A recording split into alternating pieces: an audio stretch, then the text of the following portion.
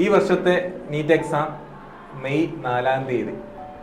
ഇനി ഏതാനും മണിക്കൂറുകൾ മാത്രം ദിവസങ്ങളുണ്ട്. ആ ദിവസങ്ങളെ നമുക്ക് മണിക്കൂർ അല്ലെങ്കിൽ 500 കുറവ് മണിക്കൂർ, ഏകദേശം 300 സംതിങ് മണിക്കൂറുള്ളൂ. എന്തൊക്കെയാണെങ്കിലും കുട്ടികൾ നന്നായിട്ട് പഠിക്കുന്നുണ്ട്, അവർ വർക്ക് ചെയ്യുന്നുണ്ട് എന്നാണ് നമുക്ക് കാണാൻ പറ്റുന്ന. എക്സാംസ് ഒക്കെ നന്നായിട്ട് എഴുതുന്നുണ്ട്, മാർക്കുകൾ കൂടുന്നുണ്ട്, അങ്ങനെയുള്ള കാര്യങ്ങളൊക്കെ ഉണ്ട്. അപ്പോൾ അങ്ങനെ ഇരുന്നപ്പോഴാണ് ഇന്നലെ കുറച്ച് കുട്ടികൾ എൻ്റെ അടുത്ത് വന്ന് കുറച്ച് സംശയങ്ങൾ ചോദിച്ചു. അതിൽ എല്ലാ ക്വസ്റ്റ്യൻസിനും എനിക്ക് അത്ര ഉത്തരം പറയാൻ പറ്റാത്തതുകൊണ്ട് നിങ്ങളാണ് സബ്ജക്റ്റ് എക്സ്പേർട്സ്, ഫിസിക്സും കെമിസ്ട്രിയും ബയോളജിയിലെ എക്സ്പേർട്സ് ആണ്, അതുകൊണ്ടാണ് നിങ്ങളോട് ഞാൻ ചോദ്യം ചോദിക്കുകയാണ്. അപ്പോൾ ഒന്നാമത്തെ ചോദ്യം ഇതാണ്: എക്സാം ഹാളിൽ കയറി കഴിയുമ്പോൾ ആദ്യമായിട്ട് ചെയ്യേണ്ട എന്താണ് ഒരു കുറിച്ച് ചോദിച്ചു. നമുക്ക് അഡ്മിറ്റ് കാർഡ് കിട്ടിക്കഴിയുമ്പം ഓരോ കുട്ടികൾക്കും ഹാളിൽ കയറേണ്ട സമയം അതിൽ ഉണ്ടാവും. ചിലപ്പോൾ 11 മണിക്ക് കയറേണ്ടവരുണ്ടാവും, 1 മണിക്ക് അല്ലെങ്കിൽ 1:30 കയറേണ്ടവരുണ്ടാവും. നേരത്തെ എക്സാം ഹാളിൽ പ്രവേശിക്കുന്നവരെ സംബന്ധിച്ച് എക്സാം ഹാളിൽ പരീക്ഷ തുടങ്ങുന്ന 2 മണി വരെ നമ്മൾ ആ ഹാളിൽ ഇരിക്കുമ്പോഴുള്ള ആ മാനസികാവസ്ഥ ഏറ്റവും ഇമ്പോർട്ടൻ്റ് ആണ്. നാം ഓരോരുത്തരും വിശ്വസിക്കുന്ന ഈശ്വരനെ മനസ്സിൽ ധ്യാനിച്ച് പ്രാർത്ഥനയോടുകൂടി ആ സമയം ചെലവഴിക്കുക. സാർ ഇപ്പൊ പറഞ്ഞില്ലേ, എക്സാം ഹാളിൽ ആദ്യം കയറുമ്പോൾ ഞാനും കൊടുത്ത ഉത്തരം അത് തന്നെയാണ്, ആദ്യം പ്രാർത്ഥിക്കണം. കാരണം നമ്മുടെ അധ്വാനത്തെക്കാൾ ദൈവത്തിന്റെ സഹായം നമുക്ക് ആവശ്യമുണ്ട്. അതുപോലെ സാറ് എക്സാം ഹാളിൽ കയറി, സാറ് തന്നെ പറഞ്ഞു ഏതാനും മണിക്കൂറുകൾ അതിൻ്റെ അകത്ത് ഇരിക്കണമെന്ന്. അപ്പോൾ ആ സമയത്ത് ഇരിക്കുമ്പോൾ ചിലപ്പോൾ ഒരു പക്ഷേ ആണെങ്കിലും ചിലപ്പോൾ കുട്ടികൾക്കൊരു കോൺഫിഡൻസ്, അല്ലെങ്കിൽ എന്താ പറയുന്നത്, അവിടെ ഇരുന്ന് കഴിയുമ്പോഴത്തേക്കും കോൺഫിഡൻസ് പോകുന്നതായിട്ടൊക്കെ പല കുട്ടികളും കഴിഞ്ഞ വർഷങ്ങളിൽ പറഞ്ഞിട്ടുണ്ട്. അപ്പോൾ ഇങ്ങനെ കോൺഫിഡൻസ് കിട്ടാൻ വേണ്ടി എന്താണ് ചെയ്യാൻ പറ്റുന്നത് കുട്ടികൾക്ക്? ഓരോ ക്വസ്റ്റ്യൻസും എൻ്റേതാണ്, ഞാൻ ഓരോ ക്വസ്റ്റ്യൻസും ചെയ്യാൻ ഞാൻ ആപ്റ്റാണ്. ആ ഒരു വിശ്വാസമാണ് എക്സാം ഹാളിൽ കയറുമ്പോൾ തന്നെ നമ്മുടെ മനസ്സിലുണ്ടാകേണ്ടത്. എൻ്റെ അക്കാഡമി, എൻ്റെ ടീച്ചേഴ്സ് എനിക്ക് ആ ക്വസ്റ്റ്യൻസ് ചെയ്യേണ്ട കാര്യങ്ങളെല്ലാം പറഞ്ഞു തന്നിട്ടുണ്ട്. ഞങ്ങളെല്ലാം അത് പ്രാക്ടീസ് ചെയ്തതാണ്. ആ ഒരു ഉത്തമ ബോധ്യത്തോടു കൂടി വേണം നമ്മൾ ക്വസ്റ്റ്യൻസ് കിട്ടാൻ വേണ്ടി നമ്മൾ കാത്തിരിക്കേണ്ടത്. സാറ് പറഞ്ഞ പോലെ ആണെങ്കിൽ ആ 100% കോൺഫിഡൻസോട് കൂടി ഇരിക്കാൻ പറ്റും. കാരണം പഠിച്ച കാര്യങ്ങൾ, അവനല്ലേ അവൾ പഠിച്ച കാര്യങ്ങൾ കൃത്യമായിട്ടും ആ ക്വസ്റ്റ്യൻ പേപ്പറിൽ ഉണ്ടായിരിക്കും. അല്ലെങ്കിൽ ഈ വർഷത്തെ നീറ്റ് എക്സാം ക്ലിയർ ചെയ്യാം, അല്ലെ ആഗ്രഹിക്കുന്ന രീതിയിൽ മാർക്ക് സ്കോർ ചെയ്യാം എന്നുള്ള ഒരു ഉറപ്പ് അവരുടെ കോൺഫിഡൻസ് കൂട്ടും. അപ്പോൾ മക്കളെ, നിങ്ങൾ അങ്ങനെ ചിന്തിച്ചോണം, വേറെ ഒന്നിനെ കുറിച്ചും നോക്കാൻ പോകരുത്. ചുറ്റുപാടും പലതും നടക്കും, പല രീതിയിലുള്ള ആൾക്കാരുണ്ട്, ഇൻവിജിലേറ്റേഴ്സ്, പല സ്ഥാപനങ്ങളിൽ പഠിച്ചവർ, പല രീതി ഫോർമേഷൻ കിട്ടിയവർ. പക്ഷേ നമ്മൾ ദർശന അക്കാദമിയിൽ നിന്ന് കൃത്യമായിട്ടും നിങ്ങൾക്ക് എക്സാമിനെ എങ്ങനെ ഫേസ് ചെയ്യണമെന്ന് പറഞ്ഞു തന്നിട്ടുണ്ട്. അത് കൃത്യമായിട്ടും ഫോളോ ചെയ്ത് ആ നിമിഷങ്ങളെ ഏറ്റവും നന്നായിട്ട് തന്നെ നിങ്ങളുടെ മെമ്മറി റിക്കളക്ട് ചെയ്ത് നമ്മൾ പഠിപ്പിച്ച കാര്യങ്ങൾ, നമ്മുടെ എക്സാംസ് എല്ലാം മനസ്സിൽ കണ്ടുകൊണ്ട് ടീച്ചേഴ്സ് പഠിപ്പിച്ചതിനെ എല്ലാം ചിന്തിച്ചുകൊണ്ട് മാത്രം ഇരിക്കുക കേട്ടോ. വേറൊരു ക്വസ്റ്റ്യൻ വന്നിരിക്കുന്നത് ഇങ്ങനെയാണ്: ഇപ്പോൾ ക്വസ്റ്റ്യൻ പേപ്പേഴ്സ് കിട്ടും. അപ്പോൾ അതിൽ ചിലപ്പം ചിലതിൻ്റെ സീൽ ഓപ്പൺ ആയിരിക്കും, അല്ലെങ്കിൽ ഓപ്പൺ ചെയ്ത് കഴിഞ്ഞാൽ അതിനകത്ത് ക്വസ്റ്റ്യൻസ് എന്തെങ്കിലും മിസ്റ്റേക്സ് അല്ലെങ്കിൽ നമ്പർ വ്യത്യാസം അങ്ങനെ എന്തെങ്കിലും, സാധാരണ കോമൺ എക്സാമിനെല്ലാം സംഭവിക്കുന്നതാണ്, നെറ്റ് എക്സാമിന് ഇതിനെല്ലാം സംഭവിക്കുന്നതാണ്. അപ്പോൾ അങ്ങനെ എന്തെങ്കിലും സംഭവിച്ചു കഴിഞ്ഞാൽ കുട്ടികൾ എന്താണ് ചെയ്യേണ്ടതെന്നാണ് ചോദിക്കുന്നത്. നമുക്ക് കിട്ടുന്ന ക്വസ്റ്റ്യൻ പേപ്പറിൽ എന്തെങ്കിലും നമ്പറിലോ ഓർഡറിലോ എന്തെങ്കിലും പ്രിന്റിംഗ് മിസ്റ്റേക്ക് ഒക്കെ ഉണ്ടെങ്കിൽ ഇമ്മീഡിയറ്റ് ആയിട്ട് നമ്മൾ ഇൻവിജിലേറ്ററിന് തന്നെ തിരിച്ചേൽപ്പിക്കുക എന്നുള്ളതാണ് എൻ്റെ പ്രൊസീജിയർ. ടോണിയ മിസ് പറഞ്ഞത് കറക്റ്റാണ്. പക്ഷെ എനിക്ക് തോന്നുന്നു ചിലപ്പോഴൊക്കെ കുട്ടികൾ ഒരു മണ്ടത്തരം കാണിക്കും. ഇങ്ങനെ എന്തെങ്കിലും പ്രശ്നം വരുമ്പോൾ തൊട്ടടുത്തിരിക്കുന്ന കുട്ടികളോട് അത് കമ്മ്യൂണിക്കേറ്റ് ചെയ്യാൻ എനിക്ക് പ്രശ്നമാണ്. പക്ഷെ അത് കാണുമ്പോൾ ഇൻവിജിലേറ്റേഴ്സിന് എന്താണ് കുട്ടികൾ ഡിസ്കസ് ചെയ്യുന്നതായിട്ട് തോന്നും. അതുകൊണ്ട് മക്കളെ, അങ്ങനെ എന്തെങ്കിലും ഉണ്ടെങ്കിൽ നിങ്ങൾ ഇരിക്കുന്നിടത്ത് നിന്ന് എഴുന്നേറ്റ് നിൽക്കുക, അല്ലെങ്കിൽ കൈ ഉയർത്തുക. അപ്പം ഇൻവിജിലേറ്റേഴ്സ് നിങ്ങളുടെ അടുത്ത് വരും. ഇൻവിജിലേറ്റേഴ്സിനെ നിങ്ങൾ പേടിക്കേണ്ട ആവശ്യമില്ല. നിങ്ങളുടെ എക്സാം ഇൻവിജിലേറ്റ് ചെയ്യാൻ വേണ്ടി അവർ വന്നിരിക്കുന്നത്. അപ്പോൾ അവരോട് കൃത്യമായിട്ടും കാര്യങ്ങൾ എന്തെങ്കിലും ബുദ്ധിമുട്ടുണ്ടെങ്കിൽ പറയുക. അടുത്ത ഒരു സംശയം ചോദിച്ചിരിക്കുന്നത് ഇതാണ്: നമുക്ക് ഫിസിക്സ്, കെമിസ്ട്രി, ബയോളജി 3 സബ്ജക്റ്റ് ഉണ്ട്. ഇതിൽ ഏത് സബ്ജക്റ്റാണ് ആദ്യം എഴുതി തുടങ്ങേണ്ടതെന്ന്? അപ്പം ഞാൻ എൻ്റെ മനസ്സിൽ വന്ന ഫിസിക്സ് തുടങ്ങിയാൽ മതി എന്ന് പറയാമെന്ന് വിചാരിച്ചത്. പിന്നെ ഞാൻ ഓർത്തപ്പോൾ ഇതിൻ്റെ വിദഗ്ധ അഭിപ്രായത്തിനോട് നിങ്ങൾ ഇത് ഫിസിക്സ് വേണോ, കെമിസ്ട്രി വേണോ, ബയോളജി വേണോ? നമുക്കറിയാം നീറ്റ് എക്സാം ആണ്, ബയോളജി നിങ്ങൾക്ക് വളരെ ഇഷ്ടമാണ്. അതുകൊണ്ട് തന്നെ നിങ്ങളുടെ കോൺഫിഡൻസ് ബൂസ്റ്റ് ചെയ്യാൻ വേണ്ടി ബയോളജിയിൽ തന്നെ സ്റ്റാർട്ട് ചെയ്യുന്നതായിരിക്കും നല്ലത്. ആദ്യം biology, then chemistry, then physics. അങ്ങനെ പോകുമ്പോൾ നമുക്ക് ടൈമൊക്കെ മാനേജ് ചെയ്ത് വളരെ കൂളായിട്ട് എക്സാം എഴുതാൻ പറ്റും. ഓക്കെ, അത് മിസ് ബയോളജി ആയതുകൊണ്ട് പറഞ്ഞതല്ലല്ലോ ബയോളജിയാണ്. അപ്പം തീർച്ചയായിട്ടും നോർമലി കുട്ടികൾക്ക് എളുപ്പമുള്ളത് ബയോളജിയാണ് സബ്ജക്റ്റ്. അതുകൊണ്ടാണ് ബയോളജി ആദ്യം ചെയ്യുന്നത് നല്ലതെന്ന് പറയുന്നത്. പിന്നെ കെമിസ്ട്രി, ഫിസിക്സ്.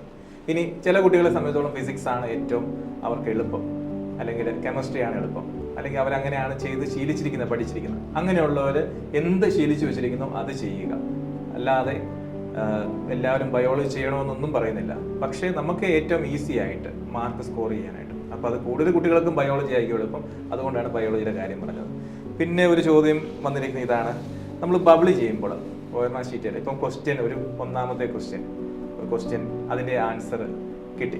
അതിനുശേഷം അത് അപ്പോൾ തന്നെ OMR ഷീറ്റിൽ ബബിൾ ചെയ്യണോ അതെയോ എല്ലാ ക്വസ്റ്റ്യനും കൂടെ കഴിഞ്ഞ് ഫിസിക്സും കഴിഞ്ഞിട്ട് ഫിസിക്സിൻ്റെ മുഴുവൻ OMR ഫില്ല് ചെയ്യുക, അല്ലെ മൊത്തം ഫിസിക്സും കെമിസ്ട്രിയും ബയോളജി എല്ലാം ആൻസർ ചെയ്തിട്ട് അവസാനം ഒരുമിച്ചിരുന്ന് OMR ഷീറ്റ് ഫില്ല് ചെയ്യണം? ഏതാണ് നല്ലതെന്ന്? പൊതുവേ കുട്ടികൾ പരീക്ഷ എഴുതുന്ന സമയത്ത് ക്വസ്റ്റ്യൻ വായിക്കുന്നതിൻ്റെ ആൻസർ എളുപ്പമുള്ള ക്വസ്റ്റ്യൻസ് ആയിരിക്കും ആദ്യം അറ്റൻഡ് ചെയ്യുക. ആ ഒരു കോൺഫിഡൻസോട് കൂടി അന്നേരം ആൻസേഴ്സ് വളരെ പെട്ടെന്ന് നമ്മൾ കിട്ടും. ക്വസ്റ്റ്യൻ പേപ്പർ ടിക്ക് ചെയ്ത് വെക്കും. അതിനുശേഷം ഏറ്റവും അവസാനം OMRലെടുത്ത് ബബിൾ ചെയ്യുന്ന ഒരു ടെൻഡൻസിയാണ്. ഇവിടെ നമ്മൾ പ്രത്യേകമായിട്ട് ശ്രദ്ധിക്കുക, 180 ക്വസ്റ്റ്യനും എല്ലാവർക്കും എളുപ്പമാവണമെന്നാണ് നമ്മളെല്ലാവരും ആഗ്രഹിക്കുന്നത്. നിർഭാഗ്യവശാൽ ഇങ്ങനെ ചെയ്തുകൊണ്ടിരിക്കുമ്പോൾ ഏതെങ്കിലും ഒരു ക്വസ്റ്റ്യൻ ഡിഫിക്കൽട്ടായിട്ട് വരും. നമ്മളുടെ മൈൻഡിൻ്റെ അവസ്ഥയിൽ ചെറു വ്യത്യാസങ്ങൾ സംഭവിക്കാം. പിന്നീട് നമ്മൾ ഇതെടുത്ത് ബബിൾ ചെയ്യുമ്പോൾ ആ അവസ്ഥയിൽ നിന്നായിരിക്കും ബബിളിങ്. ഫോർ എക്സാമ്പിൾ 120 ക്വസ്റ്റ്യൻ നമ്പർ, അതിൻ്റെ ആൻസർ നമ്മൾ ബബിൾ ചെയ്യുന്നത് ഏറ്റവും അവസാനം ബബിൾ ചെയ്യുന്നു. പക്ഷേ നമ്മൾ ബബിൾ ചെയ്യുന്നത് 121 നേരെ ആയിരിക്കാം. ആ മാനസികാവസ്ഥയിൽ ഉണ്ടാകുന്ന ഒരു വ്യത്യാസം കാരണം അങ്ങനെ വരുമ്പോൾ അടുത്ത ക്വസ്റ്റ്യനിലേക്ക് എടുത്തെഴുതുമ്പോഴും ഇതേപോലെ പ്രൊസീഡ് ചെയ്യപ്പെടാം.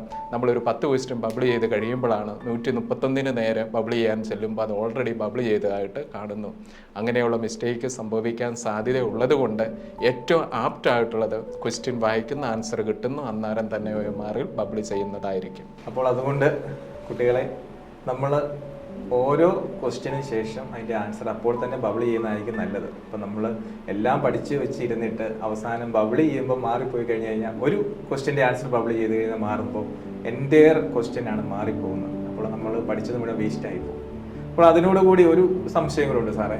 നമ്മളിപ്പോൾ ഒരു ക്വസ്റ്റ്യൻ ചെയ്തു, ബബിൾ ചെയ്ത് കഴിഞ്ഞപ്പോഴാണ് ആൻസർ കിട്ടി, ഒന്നാമത്തെ ക്വസ്റ്റ്യൻ്റെ ആൻസർ കിട്ടി, ഞാൻ ബബിൾ ചെയ്തു.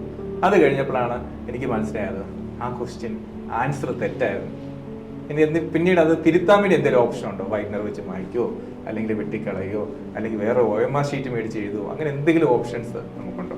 നമുക്കറിയാം, ക്വസ്റ്റ്യൻ ബുക്ക്ലെറ്റിൻ്റെ അകത്താണ് OMR ഷീറ്റ് കിട്ടുന്നത്. ഒരു കാൻഡിഡേറ്റിന് ഒരു OMR ഷീറ്റ് പ്രൊവൈഡ് ചെയ്യപ്പെടുന്നുള്ളൂ. അതുകൊണ്ട് യാതൊരു കാരണവശാലും OMR ഷീറ്റ് മാറ്റി കിട്ടില്ല. വളരെ കെയർഫുൾ ആവണം ബബിൾ ചെയ്യുമ്പോൾ. ശരിയാണ് എന്ന് 100% കോൺഫിഡൻ്റ് ആണ് ആ ഓപ്ഷൻ ഏതാണെന്ന് ഉറപ്പുവരുത്തി ചെയ്യുക. നിർഭാഗ്യവശാൽ ബബിൾ ചെയ്ത് മാറിപ്പോയിട്ടുണ്ട് എങ്കിൽ അത് പിന്നീട് കറക്റ്റ് ചെയ്യാനുള്ള അവസരം കിട്ടത്തില്ല എന്നുള്ളത് മുൻകൂട്ടി തന്നെ നമ്മൾ തിരിച്ചറിഞ്ഞ് തന്നെ ആയിരിക്കണം എക്സാം ഹാളിൽ ബബിളിങ് നടത്തേണ്ടത്. അപ്പോൾ നമുക്ക് വേറെ ഓപ്ഷൻസ് ഇല്ല. ബബിൾ ചെയ്താൽ ചെയ്തതാണോന്ന്.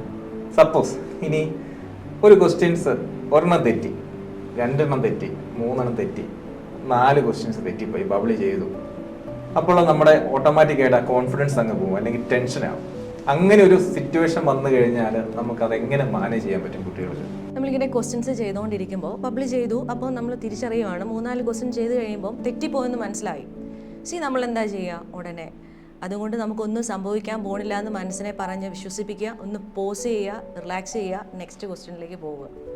ഇനിയും കൂടുതൽ ടെൻഷൻ ആണെങ്കിൽ നമ്മളിവിടെ ദർശന അക്കാദമി നമുക്കറിയാം, നിങ്ങൾക്ക് എല്ലാ തരത്തിലുള്ള ഒരു ട്രെയിനിങ് തന്നിട്ടുണ്ട്. അപ്പോൾ നമുക്ക് ആ ഒരു ബ്രീത്തിങ് എക്സസൈസ് ഒക്കെ കൊടുത്തുകൊണ്ട് നമ്മൾ വളരെ സ്മാർട്ടായിട്ട് അടുത്ത ക്വസ്റ്റ്യനെ ഏറ്റവും സ്മാർട്ടായിട്ട് അപ്രോച്ച് ചെയ്യും. ഓക്കെ, അപ്പം ബ്രീത്തിങ് എക്സസൈസ് എല്ലാവർക്കും അറിയാമല്ലോ. നമ്മൾ പഠിപ്പിച്ചിട്ടുള്ള ബ്രീത്ത് ഇൻ ബ്രീത്ത് ഔട്ട് അതൊരു 10 പ്രാവശ്യം ഇത് ചെയ്താൽ മതി. അത് എക്സാം ഹാളിൽ നിന്ന് ചെയ്യുമ്പോൾ സൗണ്ട് ഒന്നും കേൾപ്പിക്കില്ല, ബാക്കിയുള്ളവരുടെ ഡിസ്ട്രാക്ഷനാണ്. നമ്മൾ ഉള്ളിൽ കാരണം നമ്മളൊരു സീരിയസ് എക്സാം എഴുതുകയാണ്. അപ്പോൾ അതിനെ അങ്ങനെ ചെയ്ത് ഏതോ വർഷങ്ങളിൽ നമ്മുടെ ഒരു കുട്ടി ഇതുപോലെ ഇങ്ങനെ ഡിഫിക്കൽറ്റി ഫേസ് ചെയ്തപ്പം അതിൻ്റെ അവൻ ടോപ്പറായിട്ട് എത്തി. ആ 4 ക്വസ്റ്റ്യൻ പോയിട്ട് പിന്നീട് അവനത് നേടിയെടുത്തു. അപ്പോൾ അതുകൊണ്ട് ആ എക്സസൈസ് ചെയ്യുക, ബ്രീത്തിങ് ആൻഡ് ബ്രീത്ത് ഔട്ട് കൂടെ പ്രാർത്ഥിക്കുകയോടെ ചെയ്യാം. അടുത്തൊരു സംശയം, ഇപ്പോൾ നമ്മൾ ഉദാഹരണം കെമിസ്ട്രിയുടെ ഒരു ഇൻഓർഗാനിക് എന്നൊരു ക്വസ്റ്റ്യനാണ്. അത് വായിച്ചിട്ട് ഒരു പയ്യന് അതങ്ങോട്ട് അങ്ങ് മനസ്സിലാകുന്നില്ല, അല്ലെങ്കിൽ ആൻസർ കിട്ടുന്നില്ല. 1 മിനിറ്റായി, 2 മിനിറ്റായി, 3 മിനിറ്റായി, 4 മിനിറ്റായി, 5 മിനിറ്റായി. ഇങ്ങനൊരു സിറ്റുവേഷനിൽ അവൻ എന്താ ചെയ്യേണ്ടത്? അച്ഛാ, ഒരുപക്ഷെ നമ്മളിപ്പം ഇനോർഗാനിക്കോ അല്ലെങ്കിൽ നമ്മുടെ കെമിസ്ട്രിയിൽ ഏതെങ്കിലും ടോപ്പിക്കോ അല്ലെങ്കിൽ അങ്ങനെ നോക്കണ്ട, നമുക്കിപ്പോൾ ഏത് സബ്ജക്റ്റ് ആണെങ്കിലും ഇപ്പം ബയോളജിയിലായിരിക്കാം നമ്മൾ ചിലപ്പോൾ സ്റ്റാർട്ട് ചെയ്യുന്നത്. അപ്പം എന്താണെങ്കിലും നമുക്ക് ഏറ്റവും എളുപ്പമുള്ള ചോദ്യങ്ങൾ നമ്മൾ ആദ്യമേ നമ്മൾ ചെയ്തു പോകുക. നമുക്ക് അവിടെ ഏതെങ്കിലും ബുദ്ധിമുട്ടുള്ള ക്വസ്റ്റ്യൻസ് നമ്മൾ വന്നു, ഇനിയിപ്പോൾ നമുക്ക് അറിയാവുന്ന ചോദ്യങ്ങളാണ്, കൂടുതൽ സമയം സ്പെൻഡ് ചെയ്യേണ്ടി വരും. അങ്ങനെ ഒരു സിറ്റുവേഷൻ വന്നു കഴിഞ്ഞാൽ പോലും നമ്മളതൊന്ന് റൗണ്ട് ചെയ്യുക, നമുക്ക് എളുപ്പമുള്ള ചോദ്യങ്ങളിലൂടെ നമ്മൾ ആദ്യം പോകുക, എന്നിട്ട് വീണ്ടും തിരിച്ചു വരുന്നതാണ് അവിടെ ഉചിതം. ഓക്കെ സാറേ, അങ്ങനെ എനിക്ക് തോന്നുന്നു നമ്മുടെ കുട്ടികളെ സംബന്ധിച്ചോളം ഒരു പക്ഷേ നമ്മൾ പഠിപ്പിച്ച രീതി വെച്ച് അവർക്ക് എല്ലാ ക്വസ്റ്റ്യൻസും എളുപ്പമായിട്ട് വരാനാണ് സാധ്യത. അങ്ങനെ ഒരു ബുദ്ധിമുട്ടുള്ള ക്വസ്റ്റ്യൻ അവർക്ക് വരാതിരിക്കട്ടെ. സർക്കിൾ ചെയ്ത് പോകാതെ നേരിട്ട് തന്നെ ആൻസർ ചെയ്യാൻ സാധിക്കട്ടെ. അതുപോലെ തന്നെ നീറ്റ് എക്സാമിന് പലപ്പോഴും കഴിഞ്ഞ വർഷം കുട്ടികൾ പറഞ്ഞാണ് ചില ഹാളുകളിൽ ലേറ്റ് ആയിട്ട് ക്വസ്റ്റ്യൻ പേപ്പർ കൊടുക്കുന്നു, ക്ലോക്ക് വർക്ക് ചെയ്യുന്നില്ല, ഡെസ്ക് ആടുന്ന ഡെസ്ക്, പിന്നെ ഇൻവിജിലേറ്റേഴ്സ് ചിലപ്പം എന്താണ് ഡിസ്റ്റർബ് ചെയ്യുന്നു, അങ്ങനെയൊക്കെ ഡിസ്ട്രാക്ഷൻസിനെ കുറിച്ച് പറയുന്നുണ്ട്. അത് എന്താ സാറേ, എന്തൊക്കെ ഡിസ്ട്രാക്ഷൻസ് ആണ്? ഇതൊക്കെയാണോ അത് വേറെ എന്തെങ്കിലും അവർ നീറ്റ് എക്സാമിന് ഹാൾ ചെയ്യുമ്പോൾ ഫേസ് ചെയ്യാൻ സാധ്യതയുള്ള പോസിബിൾ ആയിട്ടുള്ള ഡിസ്ട്രാക്ഷൻസ് എന്തൊക്കെയാണ്? നമുക്കറിയാം നീറ്റ് പോലെയുള്ള കോമ്പറ്റീറ്റീവ് പരീക്ഷ പല തലങ്ങളിലുള്ള പരീക്ഷണങ്ങൾ അവിടെ നടക്കും.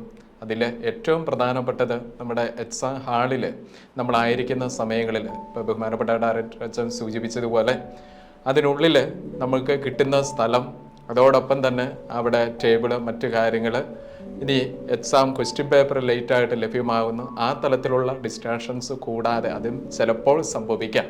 കൂടാതെ നമ്മൾ എക്സാം ഇങ്ങനെ എഴുതിക്കൊണ്ടിരിക്കുന്ന സമയത്ത് കണ്ടിന്യൂസ് ആയിട്ട് ക്വസ്റ്റ്യൻ വായിച്ച് ആൻസർ കിട്ടും, നല്ല സ്മൂത്ത് ഫ്ലോയിലാണ് നമ്മളായിരിക്കുന്നത്. ഇതിൻ്റെ ഇൻ ബിറ്റ്വീൻ ആയിരിക്കും ചിലപ്പോൾ എക്സാം ഇൻവിജിലേറ്റർ നമ്മുടെ സിഗ്നേച്ചർ, മറ്റു കാര്യങ്ങൾ, ഫോട്ടോ വെരിഫിക്കേഷനൊക്കെ ആയിട്ട് നമ്മുടെ അടുത്ത് സമീപിക്കുക. അതല്ലെങ്കിൽ ക്യാമറ മാൻ വന്ന് ഫോട്ടോ എടുക്കുന്ന അങ്ങനത്തെ ഒരു സിറ്റുവേഷൻ വരാം.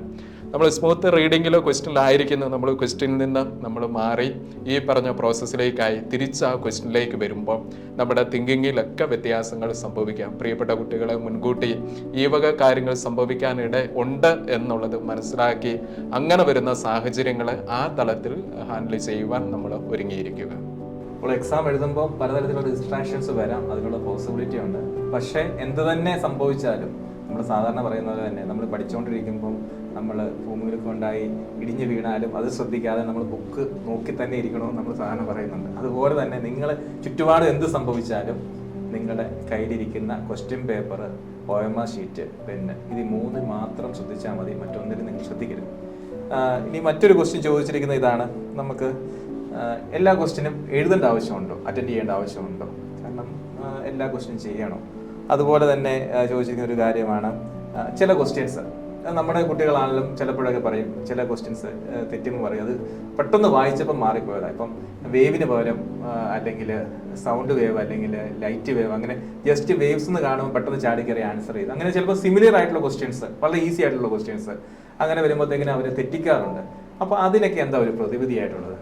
അച്ഛൻ ചോദിച്ച ക്വസ്റ്റ്യൻ വളരെ ഇമ്പോർട്ടൻ്റ് ആയിട്ടുള്ള ക്വസ്റ്റ്യൻ ആണ്. നമുക്ക് ഫെമിലിയർ ക്വസ്റ്റ്യൻ വരുമ്പോൾ മിക്കവാറും തെറ്റ് പറ്റാനുള്ള സാധ്യതയുണ്ട്. കാരണം നമ്മൾ വായിച്ച് പഠിച്ച, നന്നായി പഠിച്ചിട്ടുള്ള സ്റ്റേറ്റ്മെൻറ്റുകൾ അതേപടി ക്വസ്റ്റ്യൻ പേപ്പർ വരുമ്പോൾ നമ്മളിങ്ങനെ ബ്ലൈൻഡായി പോവും. നമ്മൾ ആ ചില ഇടയ്ക്കുള്ള വാക്കുകൾ മിസ്സായി പോവും. അതുകൊണ്ട് തന്നെ കെയർഫുള്ളായിട്ട് ക്വസ്റ്റ്യൻ വായിക്കേണ്ടതുണ്ട്. എല്ലാ ക്വസ്റ്റ്യനും ഈക്വൽ ഇമ്പോർട്ടൻ്റ് ആണ്.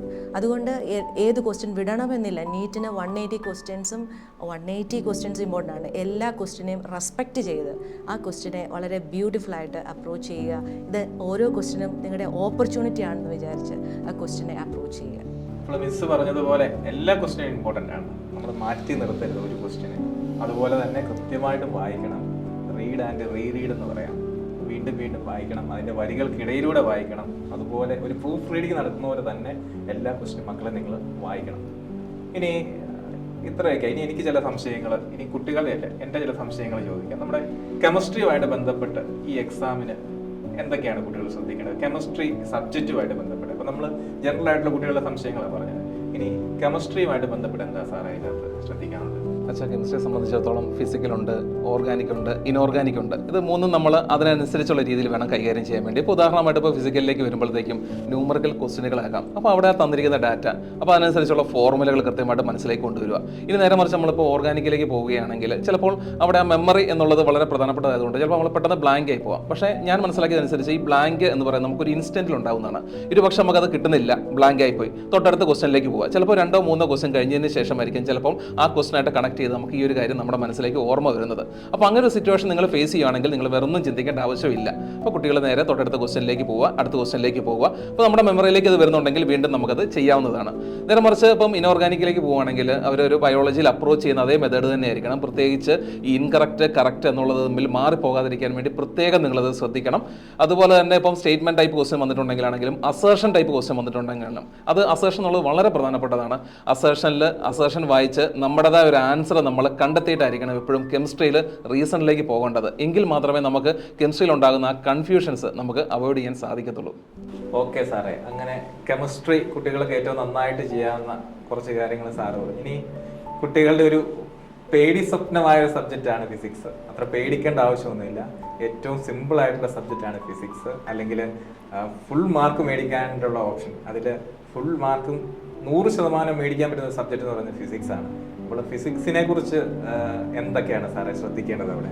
നമ്മുടെ നീറ്റ് പരീക്ഷയിൽ ഫിസിക്സ് സബ്ജക്റ്റ് 45 ക്വസ്റ്റ്യൻസിൽ പല രീതികളിലെ ക്വസ്റ്റ്യൻസ്, ഇപ്പോൾ ന്യൂമറിക്കൽ ഉണ്ടാവാം, അതോടൊപ്പം തന്നെ statement type, match the following, assertion reason 1-2 question ആ തലത്തിലും ക്വസ്റ്റ്യൻസ് ഉണ്ടാവാം. ഈ വ്യത്യസ്ത ടൈപ്പ് ക്വസ്റ്റ്യൻസിന് വ്യത്യസ്ത രീതിയിൽ തന്നെയാണ് നമ്മൾ ഹാൻഡിൽ ചെയ്യേണ്ടത്. അങ്ങനെയാണല്ലോ നമ്മൾ ഒരുങ്ങിയിരിക്കുന്നത്. അതിൽ ഏറ്റവും അധികം ഫിസിക്സിൽ ശ്രദ്ധിക്കേണ്ടതാണ് ക്വസ്റ്റ്യൻ്റെ അകത്ത് പറയുന്ന ഓരോ വാക്കുകളും പ്രധാനപ്പെട്ടതാണ്. For example, the rate of doing work, rate of work എന്നായിരിക്കാം ചോദ്യം. പക്ഷേ നമ്മൾ വർക്ക് സെൻസ് ചെയ്യുന്നുള്ളൂ, വർക്കായിരിക്കും കണ്ടുപിടിക്കുന്നത്, വർക്കിൻ്റെ formula. Actually rate of work എന്ന് പറയുന്നത് പവറാണ്. ആ റേറ്റ് എന്ന് പറയുന്ന വാക്കിന് അവിടെ ഇമ്പോർട്ടൻസ്, ചോദ്യത്തിൻ്റെ അർത്ഥം തന്നെ മാറിപ്പോവുകയാണ്. അത് ഇമ്പോർട്ടൻ്റ് ആണ്. അടുത്തത് നമ്മൾ ഫിസിക്സിൽ ശ്രദ്ധിക്കേണ്ടതും ചിലപ്പോൾ ചില പാളിച്ചകളൊക്കെ ഉണ്ടാവാൻ സാധ്യതയുള്ളത്, പ്രത്യേകിച്ച് ന്യൂമറിക്കൽ ക്വസ്റ്റ്യൻസ് സോൾവ് ചെയ്യുന്നു. നമുക്കറിയാം സ്റ്റെപ്പും കൺസെപ്റ്റും എല്ലാം സോൾവ് ചെയ്യുന്നു. 1 മിനിറ്റായി 2 മിനിറ്റായി നമുക്ക് ആൻസർ കിട്ടുന്നു. പക്ഷേ കിട്ടിയ ആൻസർ ഓപ്ഷൻ്റെ അകത്ത് ഉണ്ടാവുകയില്ല.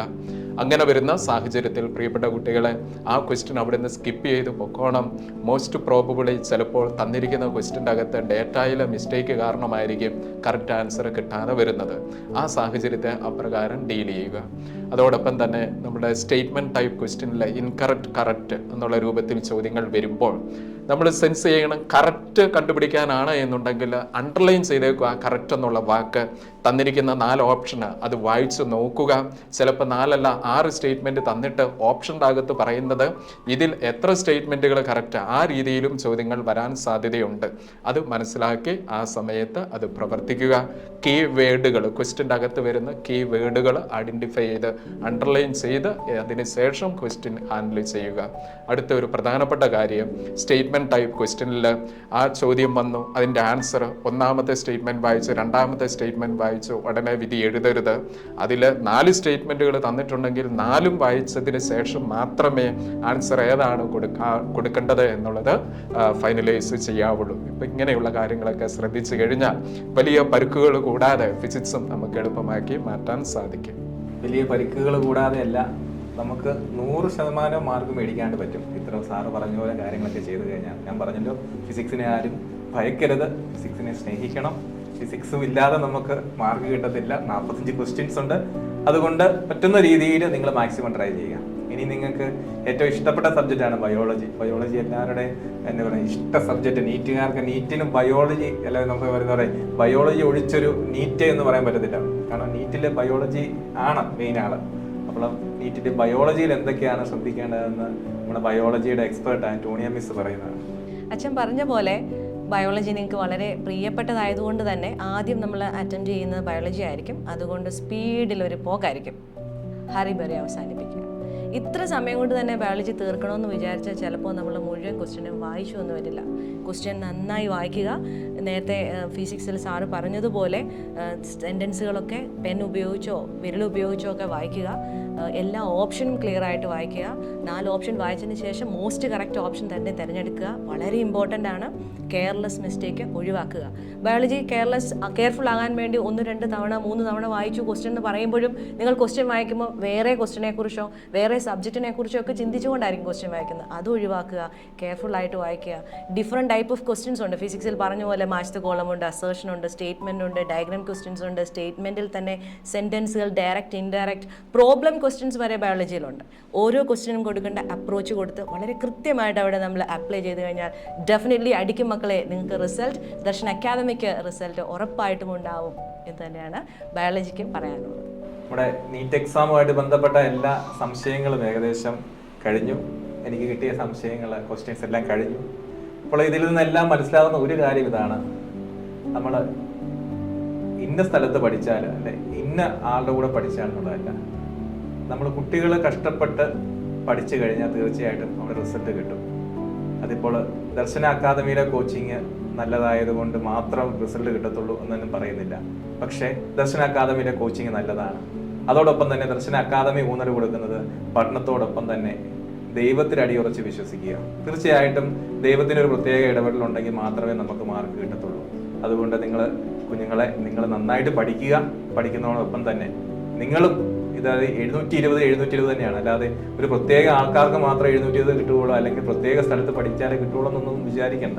ആർക്കും കിട്ടും ഇത്. നമ്മൾ കഷ്ടപ്പെട്ട് പഠിച്ചു കഴിഞ്ഞാൽ തീർച്ചയായിട്ടും അതിന് റിസൾട്ട് കിട്ടും. അപ്പോൾ തീർച്ചയായിട്ടും നിങ്ങളുടെ പരിശ്രമങ്ങളൊക്കെ ദൈവം അനുഗ്രഹിക്കട്ടെ. റിവിഷനുകളൊക്കെ അല്ലെങ്കിൽ റിവിഷന്റെ സമയമൊക്കെ ഏറ്റവും ഫലപ്രദമായിട്ട് ഉപയോഗിക്കുക. എക്സാം ഏറ്റവും നന്നായിട്ട് 720 അതിൻ്റെ അപ്പുറത്തോട്ടൊന്നുമില്ല. അതിൽ കുറച്ച് മാർക്കൊന്നും നിങ്ങൾ നോക്കുന്നത് 720 കിട്ടാൻ വേണ്ടിയിട്ട് പരിശ്രമിക്കുക. അപ്പോൾ എല്ലാവർക്കും എല്ലാ ആശംസകളും നേരുന്നു. വരാൻ പോകുന്ന നീറ്റ് എക്സാം ഏറ്റവും അടിപൊളിയായിട്ട് എഴുതാനായിട്ട് നിങ്ങൾക്ക് സാധിക്കട്ടെ. Thank you.